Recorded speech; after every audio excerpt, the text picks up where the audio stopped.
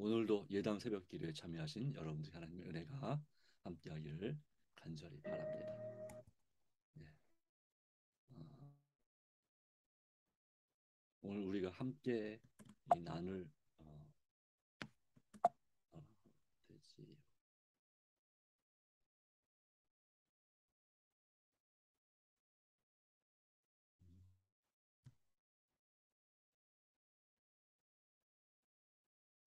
오늘 우리가 함께 나눌 말씀은 이제 살아남는 이들 제 25장 그리스도의 초림입니다. 지금까지 이제 구약 성경을 다뤘는데 이제 구약 시대에서 신약 시대로 이 살아남는 이들은 어, 아주 갑자기 급하게 넘어갑니다. 그래서 솔로몬 성전 이야기까지 하고 그 다음에 그 열왕 시대를 넘어서서 건너뛰어서 다시 말하면 900년이란 세월을 건너뛰어서 예수 그리스도의 초림으로 넘어오게 됩니다. 성경 말씀 갈라디아서 4장 4절로 5절의 말씀입니다. 때가 참에 하나님이 그 아들을 보내사 여자에게서 나게 하시고 율법 아래 나게 하신 것은 율법 아래 있는 자들을 속량하시고 우리로 아들의 명분을 얻게 하려 하심이라.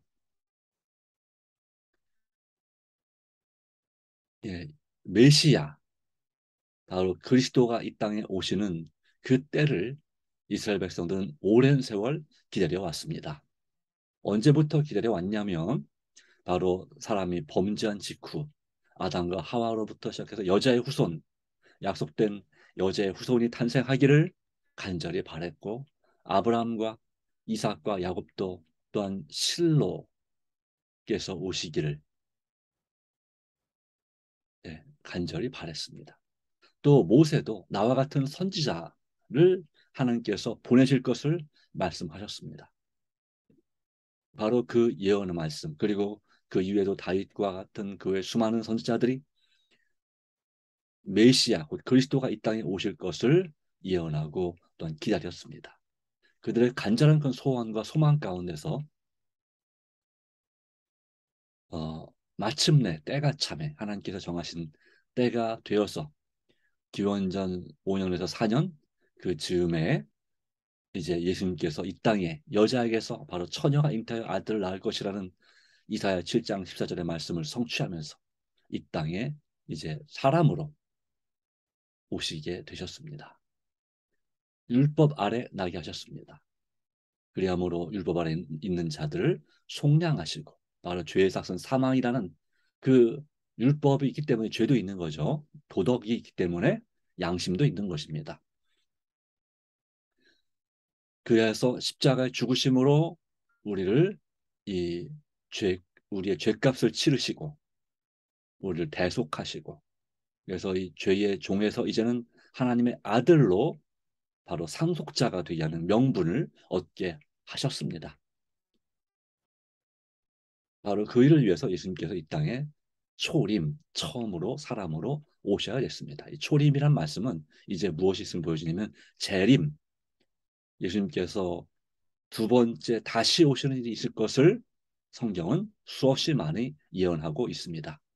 초림보다 더 많은 곳에서 예수님의 재림을 예언하고 있습니다. 자, 이제 예수님의 초림에 관하여 보겠습니다. 그분의 탄생은 별다르게 세속적으로 떠들썩하지 않았습니다. 무슨 왕에게서 왕자가 태어나면 정말 떠들썩해지겠지만 그분은 하늘의 왕이시고 왕자이심에도 불구하고 이 땅에 오셨지만 외양간에서 탄생하셔서 바로 베들레헴에 이름 없는 한 외양간에 탄생하셔서 말 구유에 누우셨지만 그의 탄생은 어떤 사람의 아들보다 더 높이 존경을 받았습니다. 왜냐하면 하나님의 천사들, 특별히 예수님을 모시는 천사들이 하늘로부터 목자들에게 예수님의 오심을 알게 하고 하나님의 빛과 영광이 그 천사들의 증거를 뒤따랐기 때문입니다. 천군 천사들이 하늘의 무리들이 저희의 검은 고를 타면서 하나님께 영광을 돌렸습니다. 지극히 높은 곳에서는 하나님께 영광이요 이 땅에서는 기뻐하심을 입은 사람들 중에 평화로다. 저희는 하나님의 아들이 구속 사업을 이루시고 자기의 죽으심으로 인생에게 화평과 행복과 영생을 주시기 위하여 타락한 세상에 탄생하신 것을 큰 기쁨으로 전했습니다. 하나님의 바로 예수께서 하늘의 보좌의 영광을 버리시고 자기를 비우시고 자기를 낮추시고 바로 하나님으로서의 그 천국 바로 3층 하늘에서 영광을 받으시던 그 모든 것을 다 내려놓고 바로 이제 하나님의 아들로서 이 땅에 사람으로서 바로 탄생하시는 시편 2편 7절의 말씀처럼 내가 오늘 너를 낳았다는 말씀을 바로 그분의 부활을 통해서 성취하시기 위해서 이 땅에 사람으로 오시는 것입니다. 세상의 대부분의 사람들은 이 일에 무관심했습니다. 바로 예언의 말씀을 가지고 그 말씀을 연구하는 날마다 연구하고 있는 이스라엘의 종교 지도자들도 이것에 대해서 무지했습니다. 오실 때가 가까웠다는 것은 알겠지만 언제 또 탄생하실지도 어디서 탄생하실지도 그들이 모르질 않았지만 그들은 이에 무관심했습니다. 오직 누구만이 관심이 있었냐면 베들레헴 성 밖에 있는 목자들만이 그분의 탄생에 대한 관심과 기대를 가지고 하나님 앞에 기도하고 말씀을 서로 묵상하며 나누고 있었던 것입니다. 바로 그때에 천사들이 그 예수님의 탄생의 소식을 이 목자들에게 알리게 된 것이죠. 예수님은 이 땅에 오실 때부터 푸대접을 받았습니다. 바로 그분을 누일 침대가 없어서 대신에 말 구유에 누우셔야 했습니다. 이 성지순례를 가보면 베들레헴을 가볼 수가 있는데 바로 이 말 구유 외양간은 제대로 사람이 지은 건물로 된 외양간이 아닙니다. 바위 틈입니다. 말 그대로 바위 틈, 바위 굴이라 말하기 그렇고 이렇게 바위 틈이죠. 위에 바위가 지붕처럼 있고 그 바위 사이를 이제 말뚝을 세워서 박아서 이제 어 그곳에 이제 외양간을 마구간을 만든 것이라고 볼 수 있겠습니다. 바로 그런 곳에 그러니까 이 바람이 그대로 그냥 들어올 수 있는 그런 곳이죠. 그렇게 따뜻한 곳도 아닐 수 있겠습니다. 좀 아늑하긴 하겠네요. 바위 틈이다 보니까 바로 그런 곳 사람 키보다 조금 더 높은 바위 틈에 외양간이 있었습니다. 그리고 아마도 그곳이 이 그 당시의 외양간일 것이다 라고 그렇게 추정하고 있고 아무래도 그냥 봐도 그럴듯합니다. 네. 정확하게 그곳이 예수님이 탄생하신 곳인지는 그 누구도 알 수 없지만 세월이 워낙 많이 지나서 네. 그리고 유대인들이 그 팔레스타인 땅에서 다들 쫓겨나게 돼서 그래서 그곳에 대한 기억을 아는 사람이 별로 없었기 때문에 알 수 없지만 지금 현재 성지를 이제 발굴하고 이제 조사하고 순례하면 가운데서 그렇게 알려져 있습니다. 네. 이 땅에 오신 목적은 비록 비천하고 가장 낮은 곳에 임하셨지만 가장 우리를 높은 곳에 세우시고자 화평과 행복과 영생, 하나님이 누리시는 행복과 그 영생을 우리에게 나눠주시기 위해서 그리고 죄로 인해서 잃어버린 그 영생을 회복시켜 주시기 위해서 주님께서 이 땅에 오셨다는 사실은 변함이 없는 것입니다. 이 땅에서 예수님은 30년 동안 이제 그 공생의 사역을 위해서 준비하는 시간을 보냈습니다. 바로 이 예수님께서 이 땅에 탄생하시기 6개월 전에 그의 친척 가운데 예, 그러니까 외가 쪽으로 친척이죠. 친척 가운데 사가랴의 아들 요한, 바로 우리가 침례 요한으로 불리는 그 요한이 탄생했습니다. 바로 그 엘리사벳이라고 하는 이 할머니가 된 이 사람을 통해서 여인을 통해서 요한이 탄생했습니다. 그 자체도 기적이었습니다. 예. 아브라함의 아내 사레가 자식을 정말 노년에 낳은 것과 거기에 비교할 만큼까지는 안 될지 모르겠지만 그래도 그에 못지않은 바로 이제 자기 친구들은 손자, 손녀를 볼 그 나이에,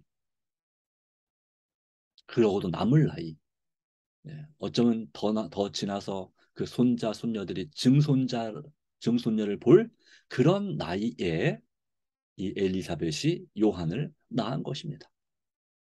네, 놀라운 기적 같은 일이죠. 그러나 이 요한의 생애는 비애, 슬픔과 극기, 자신을 이기는 그런 생애를 살았습니다. 그는 그리스도의 초림을 전하였으나, 그리고 예수님 직전의 마지막 선지자였습니다.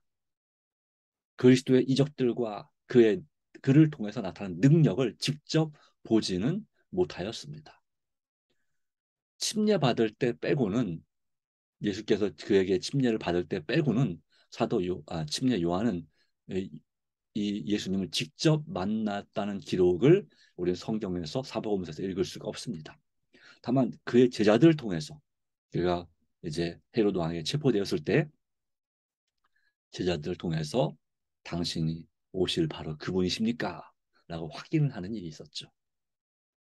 예수께서 한 스승으로 일을 시작하실 때 요한 자신은 반드시 죽어야 할 것을 알았습니다. 계시 가운데 그가 헤로드 왕에게 체포되어 죽을 것을, 또 그는 그래서 그가 말했죠. 예수님에 대해 그는 흥하여야 하겠고 나는 쇠하여야 하리라. 그의 목소리는 광야 밖에서는 별로 들을 수 없었습니다. 그런 엘세네파라고 하는 열심을 가진, 바로 광야에서 수도하면서 그리고 성경을 필사 기록하는 그런 일을 했던 엘세네파에 보내져서 거기서 선교사, 또 선지자 교육을 받았습니다. 훈련을 받았습니다. 그곳도 가보았습니다. 쿰랑 동굴이라고 하는 동굴이 있는 그곳에 정말 거의 나무 하나 보기 어려운 그런 광야에, 그 굴 속에서, 또 그들이 그곳에 이제 굴 아니면 토굴 아니면 이 거주지를 형성하고 작은 마을을 형성하고 그곳에서 이제 성경을 기록합니다. 그들은 성경을 기록하면서 하나님이라는 글자가 나올 때마다, 여호와란 이 단어가 나올 때마다 목욕을 하고 성경을 필사해야 했습니다. 그리고 세상에 나가서 이 진리를 전하는, 그리고 독립운동을 하는 바로 그런 사람들이 바로 SNF파였습니다. 그들은 예루살렘이 멸망을 당할 때에 역시 그들도 함께 멸망을 당하게 되었습니다. 그리고 겨우 살아남은 몇몇 무리들이 이제 한 그로부터 한 60년 후에 제2차 유대인 반란 때에 역시 완전히 망하게 되죠. 그러나 그들의 그러한 독립운동은 끝이 났지만 그들이 기록한, 필사했던 이사야 사본, 그 성경들은 그 토기 안에 담긴 채 1500년 넘는 세월을 그렇게 그 굴 속에 보존되어 왔습니다. 하나님의 놀라운 섭리 가운데 그들이 필사한, 정말 기도와 눈물로 또 그렇게 정결한 마음으로 기록했던 그 성경 필사 사해본, 그 사해사본이라고 부릅니다. 사해사본, 거의 완벽한 성경 전체가, 바로 구약 성경 전체가 발굴되게 되었습니다. 우연한 기회에 바로 그들이 기록한 성경은 오늘날까지 살아남아, 바로 예수님 당시에 그 성경과 오늘 우리가 보는 성경이 그 문맥상에서 큰 차이가 없음을 증명하는 역할을 하였습니다. 그 무리 가운데 속해 있던 침례 요한, 그의 생애는 외로웠습니다. 그는 그의 부친의 단란한 가정의 분위기에 대한 애착을 버리고 그의 사명을 위하여 광야로 떠났습니다. 군중들은 분주한 도시와 마을을 떠나 그 기이한 선지자의 말을 듣기 위하여 광야로 떼를 지어 모여들었습니다. 그리고 요한은 요단강변에서 침례를 베풀었습니다. 예, 예. 요한은 나무 뿌리에 도끼를 대었습니다. 도끼를 대었습니다. 이 나무 뿌리, 요한이 말한 나무 뿌리는 유대인 사회였죠. 나중 일에 대한 두려움 없이 죄를 책망하고 하나님의 어린 양을 위하여 길을 준비하였습니다. 이것이 바로 침례 요한의 사명이었습니다. 예수님이 오실 길을 준비하는 광야에서 외치는 소리가 바로 그 침례 요한이 느꼈던 자신에 대한 정체성이었습니다. 나는 선지자도 아니다. 나는 엘리야의 침령과 능력으로 예수님의 초림을 전파하기 위해서 온 광야에서 외치는 소리다라고 말했고, 역시 그는 선지자의 그 모습, 바로 그 엘리야의 모습처럼 역시 그도 역시 가죽 옷을 입었고 낙타 털옷을 입었고 메뚜기와 석청을 먹는, 메뚜기는 실제 메뚜기라기보다는 콩과 식물입니다. 그냥 그 부른 이름이 메뚜기로도 번역되는 그런, 그러니까 뜻으로 그렇게 되는 어, 이름의 콩과 식물. 그러나 그것은 아주 열악한, 어, 콩보다는 영양 성분이 부족한, 좀 키가 사람 키보다 큰 나무에 달리는 그런 식물입니다. 그런 열매, 그 나무의 열매가 바로 메뚜기라고 불렸다고 하는 거죠. 광야에 실제 메뚜기가 있기는 참 쉽지 않았습니다. 메뚜기는 농사 짓는 그 풀이 많은 곳에 있으니까요. 어, 석청은 이제 바위에 그서 나는 꿀이죠. 그러니까 우리나라 조선벌처럼 거기도 토종 벌들이 있어서 그 벌들이 이제 꿀을 많이 모아놔서 그것이 바위를 타고 흐르는 것입니다. 너무 많이 모아놨을 경우에 바로 그 꿀을 먹었다라고 하는 것입니다. 이 가나안 땅은 실제로 젖과 꿀이 흐르는 땅이었다는 사실을 보여주고 있습니다. 한 증거가 요나단, 사울의 아들 요나단이 이 전쟁터에서 그 땅에 흐르는 꿀을 찍어 먹은 기록이 있죠. 자, 엘리야의 심령과 능력으로 바로 아방에게 진리를 전했던 그 능력으로 예수님의 초림을 전파하기 위하여 왔습니다. 그리고 마침내 또한 마찬가지로 말세의 요한이 엘리 바로 요한이 그랬던 것처럼 이 말세에도 엘리야의 심령과 능력으로 나아가 진노의 날과 예수님의 재림을 전할 자들의 예표가 되는 것을 보았다라고 살아남는 일을 198페이지에 선지자는 기록하고 있습니다. 이 말씀 때에 우리도 이 엘리야의 심령과 능력으로 바로 선지자의 은사를 받아서 이 세상에 예언하며 주님의 오실 때를 준비시키는 그런 일을 하게 될 것인데, 바로 그 일이 언제 이루어질 것인가? 늦은 비 성령 운동을 통해서 이 일이 이루어지게 될 것입니다. 늦은 비 성령 운동. 바로 엘리야는 그와 같은 예수님의 초림을 준비했던 것처럼 이제 오늘 우리는 이 시대의 엘리야와 침례 요한으로서 또 진리, 바로 영원한 복음인 새 천사의 기별을 전파하는 성도로서, 재림 성도로서 예수님의 재림을 위하여 크게 외치는 늦은 비 성령 운동을 일으키는 그런 사명을 가지고 있습니다. 바로 남은 무리의 사명, 그 사명이 오늘 우리에게 있습니다. 그러기 위해서는 지금 우리는 이 엘리야가 그리고 침례 요한이 광야에서 자신의 모든 죄된 습관을 전적으로 회개하고 고쳐가면서 자신의 삶의 개혁을 위해서 정말 기도로 씨름하고 말씀을 깊이 묵상하는 가운데 하나님과 친밀한 교제를 나눴던 것처럼, 오늘 우리도 이 시대에 이 사명을 감당하기 위해서는 바로 그들과 같은 마음으로 영혼의 광야에서 주님의 재림을 준비하는 그런 사역이 우리에게 필요할 줄 믿습니다. 또한 예수님도 마찬가지였습니다. 이 공생의 사역을 위해서 이 공생의 사역을 위해서 예수님도 40일 동안 광야에서 기도하시는 장면이 있죠.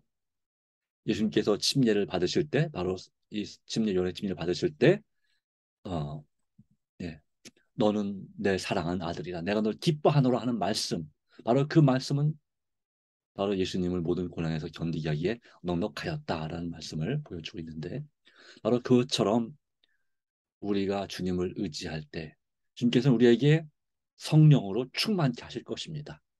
이른비 성령 충만을 받고 우리가 한 마음으로 연합해야 됩니다. 때때로 우리는 교회에서나 개인 또 교인들 간의 교제 가운데서 불편한 경험을 하게 됩니다. 또 사람들 사이에서 불편한 경험을 하게 됩니다. 가족끼리도 불편한 경험을 하게 됩니다. 그때 우리는 당연히 무슨 생각이 날까요? 짜증이 납니다. 원망을 할 수 있습니다.